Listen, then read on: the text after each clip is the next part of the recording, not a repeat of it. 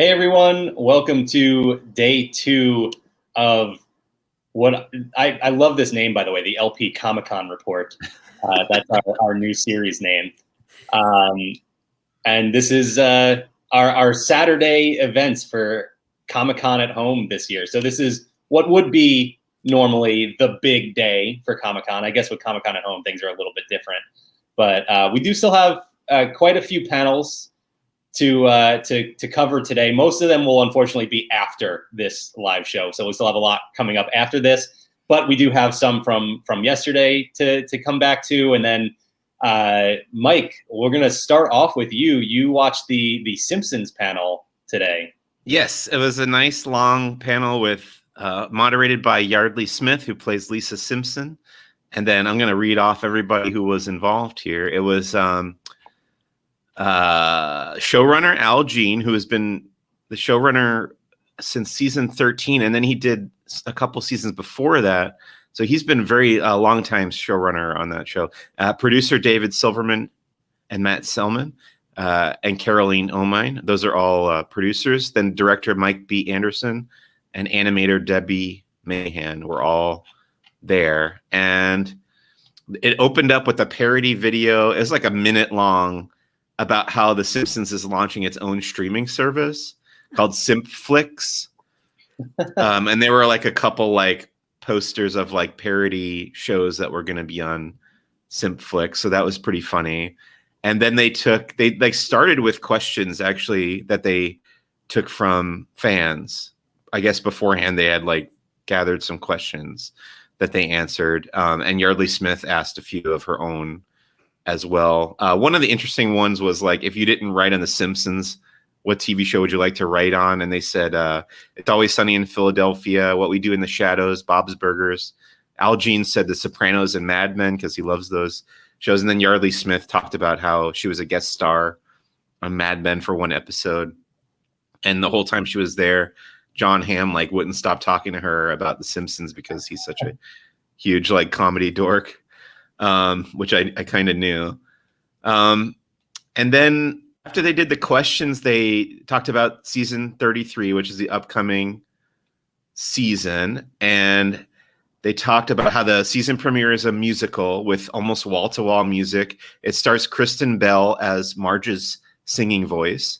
Uh-huh. And they actually showed a quick like sneak preview of one of the scenes, just a drawing of like Homer singing in the bathroom, like while he's standing on top of the toilet and singing to Marge. And then they talked about this year's new Treehouse of Horror, which is going to have 5 segments instead of just 3, and it guest stars Rachel Bloom. Did you have a question? No, just five segments for Treehouse of Horror. Yeah. That's pretty exciting. That's awesome. Right. Yeah, they actually showed one of the segments, which was really short, and it starred Maurice LaMarche, the voice actor from Futurama, who's also been doing voices on The Simpsons for a few years too. He was doing Vincent Price, and it was definitely a parody of something that I thought was familiar, but I couldn't quite put my finger on it. It was almost kind of like a storybook type thing, but they went through each month of the year and talked about what Bart was up to during that month, and it was always something like evil. This sounded really familiar to me, but I couldn't quite place what they were parodying. I'm sure it's something very specific that I just am not too familiar with. Said, what's that? I'm gonna have to check that out now that you mentioned. Yeah, you can still go and watch it. It's I embedded it in the recap that I wrote for laughingplace.com. And they also talked about there's going to be a 2-part episode in November that's a tribute to the Fargo TV series, which I found really exciting because I love that show. I like The Simpsons quite a bit too.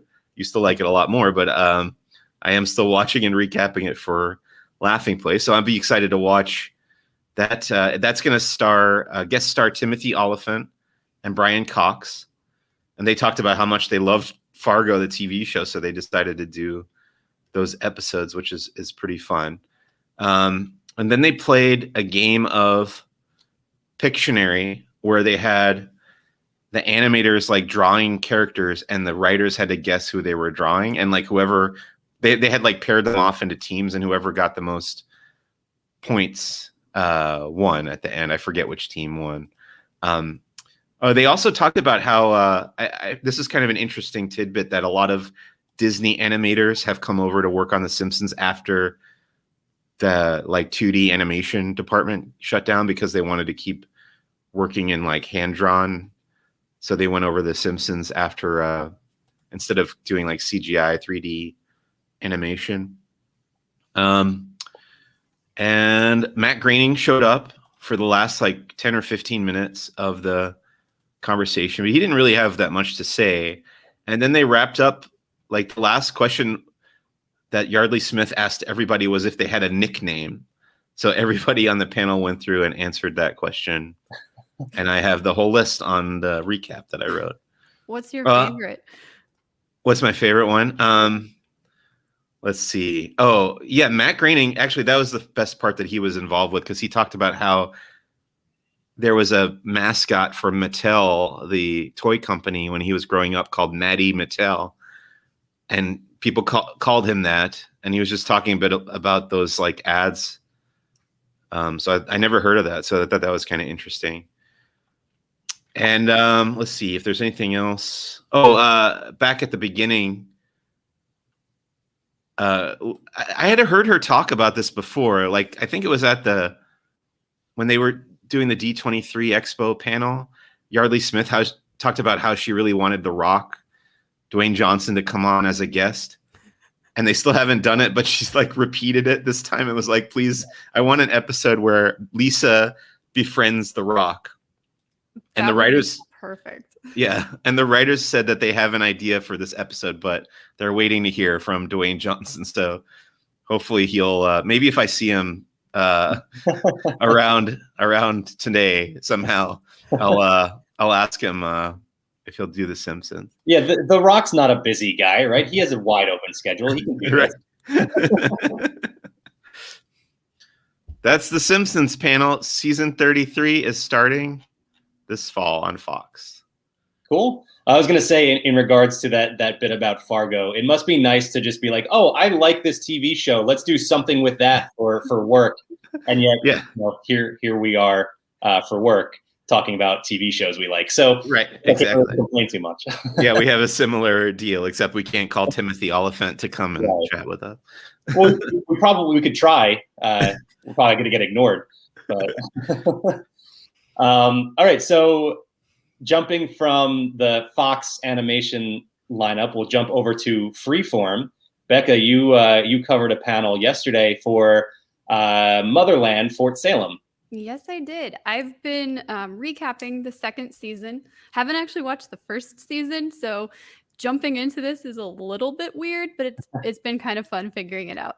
Of course, if I want, I can catch up on Hulu anytime. But the main cast was there, 6 cast members and the creator. So like Mike listed off his group, I'll tell you who was there. We had the creator and showrunner, Elliot Lawrence. We had Taylor Hickson, Ashley Nicole Williams, Jessica Sutton, Demetria McKinney, Amalia Holm, and Lynn Renee. And then TV Guide's Magazine's Damian Holbrook was the moderator. So it was actually really, really fun. This is one of like the most energetic casts that I've seen in like a live stream type setting. And I feel like their chemistry goes beyond just on screen in their show. They're like, there was a lot of a chemistry between everybody in the panel yesterday. So that was really cool.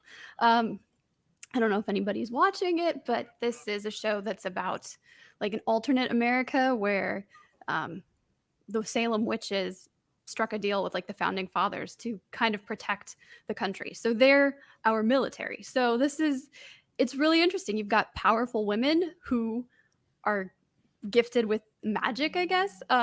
They're witches, and yeah, they make up the military. So it's really interesting. This year there's like a group called the Spree that is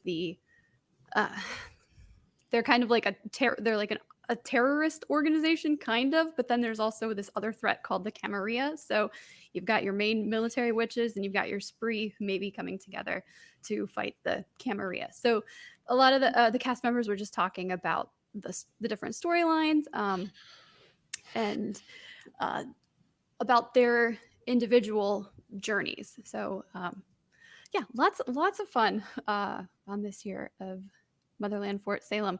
One of the most interesting things that jumped out to me was that Adam McKay and Will Ferrell are executive producers on the show. And so Damien, the moderator, asked the creator, how did that happen? And it turned out he had worked with both of them on a film called Welcome to Me with Kristen Wiig. And so they've just always been a fan of Elliot's work. And so when he presented them with this idea, they were like, yeah, we want to be on board.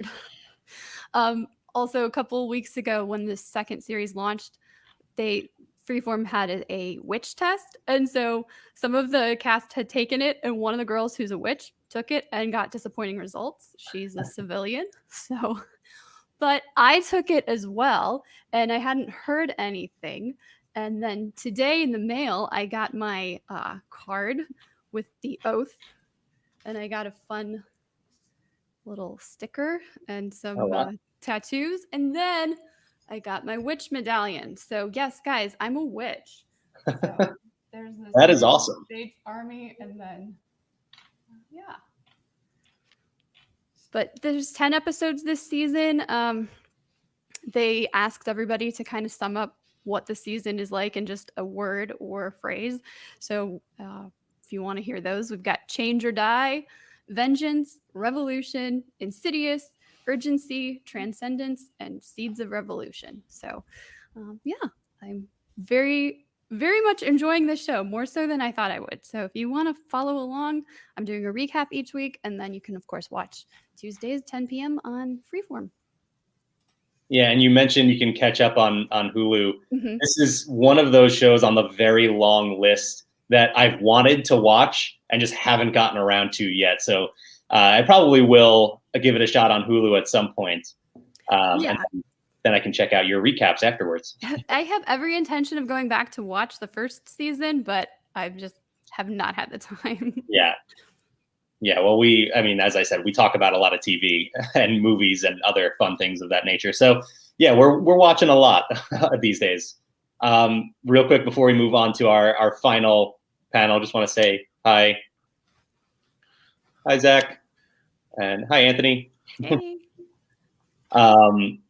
So our final little panel that we want to talk about here, Bekah, another one you had last night. This was the Her Universe fashion show. What can you tell us about that? Yeah, let me actually pull up. I do have some images to share if I can get the. Yes, there we go. Yeah, this is an annual thing that they've been doing since 2014, I guess. And last year, of course, they couldn't have it. So Ashley was very excited to be back. She started with an introduction and a new Ahsoka Tano outfit that was made specifically for this. This year's event featured 25 finalists. So I'm not sure how previous years work, but yeah, this year they had already grouped everything together into 5 groups of 5. So the show started, and you saw every designer talked about their separate look, and then you would see them model it, and then there was a judges would decide or would talk and comment about that, and then after the fact, we announced our winner. This year was fun because they had a tie, so we have 2 winners, and then there's also a chance for you as the audience to vote for a winner, and that's live now through Sunday. So everybody can vote, and then the winners will get to design a Jurassic World collection for Hot Topic next year. But very cool.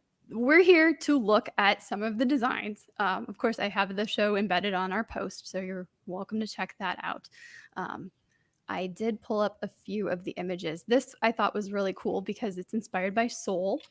So you've got that like other what is it? The Great Beyond, not the Great Beyond, but the Great Before. And you Yeah, have, there you go. the I can't even remember what they were called, but you can see there how they combine the pretty colors, the iridescence of that. And then this was a Muppets inspired design, and I thought that was really, really cool. She has like the Kermit. Wow. Yeah. So this was Yeah. this was the Rainbow Connection. Another one I'll pull up here was a Stay Puffed Marshmallow, and I thought this was fun because she's got like a toasted marshmallow look at the bottom there. That's awesome. Pretty interesting. I won't go through everything, but because there are 25 designs. One of my other favorites. Sorry to breeze through here. Yeah, we had like Avatar: The Last Airbender. We had Pokemon. There's Queen's Gambit. I really like this because I love Carmen Sandiego. I know it's not Disney, but I thought it was pretty cool. This is a Pirates of the Caribbean inspired look. Amazing work that everybody did. This one is WandaVision. So she has a gray scale coat, and then she opens it up, and then you've got like a Wanda inspired dress. That is really cool. So this is a Star Wars, The World Between the Worlds, I believe. And I don't know what any of this is, but I'm sure Star Wars fans would recognize what that is about. I think that's from Star Wars Rebels. Okay. And then this is Scar. Oh, that's awesome. Isn't that cool? And even how he has like the scar in the outfit as well, like, incorporated. I love that the picture too is like in the elephant graveyard. Like it really went above and beyond. Right? Like we're gonna get this absolutely right. I don't know that I would wear this outside of just a costume, but my goodness, do I love this Agatha inspired look. That's really cool. How cool is that?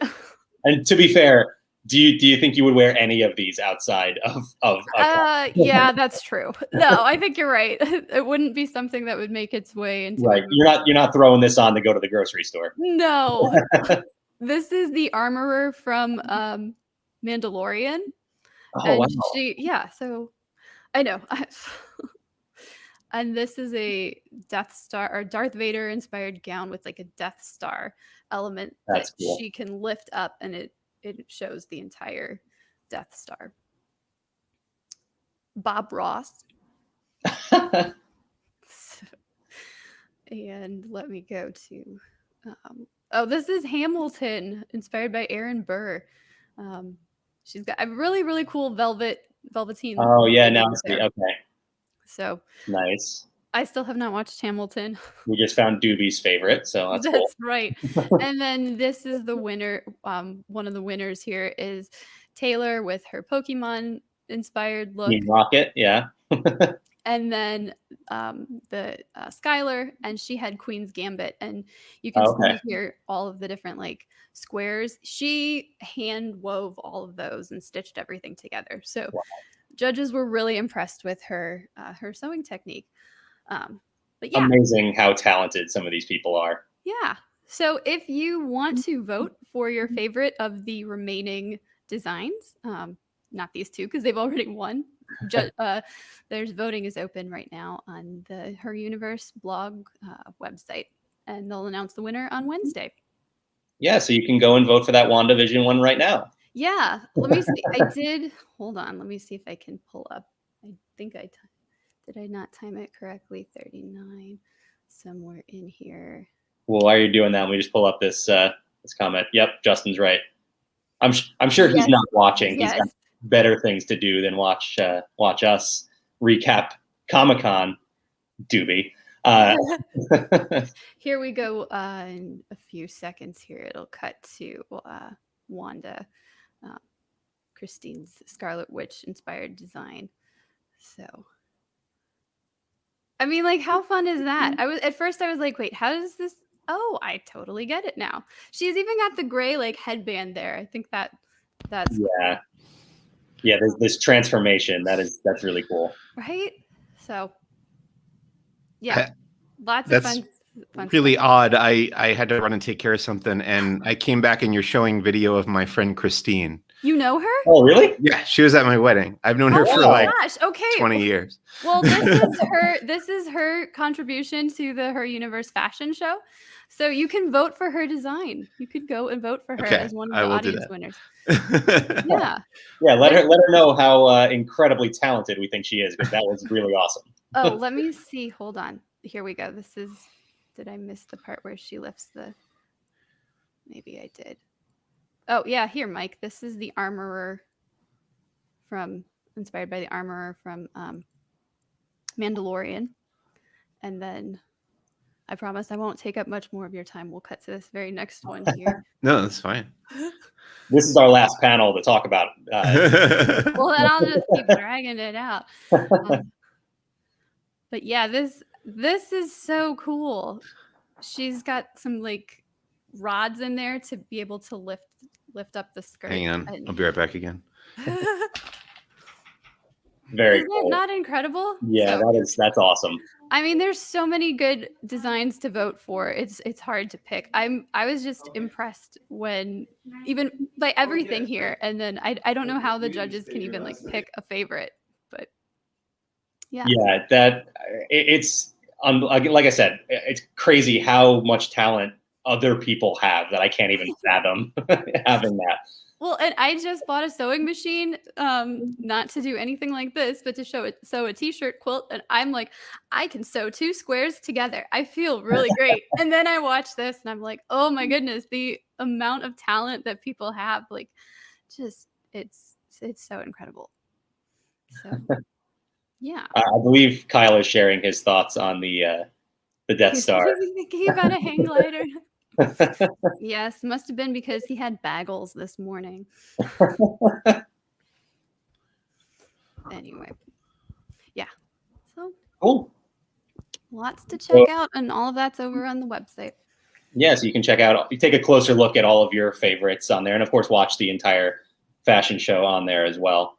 Yes. But yeah, like I said, that was our last panel that we've covered since our last Comic-Con report. So we will have some more later today, and then we'll be back with more with another Comic-Con report same time tomorrow. But as for today, I have the Black Panther Tales of Wakanda panel coming up that I'm excited to hear a lot about that new Black Panther novel.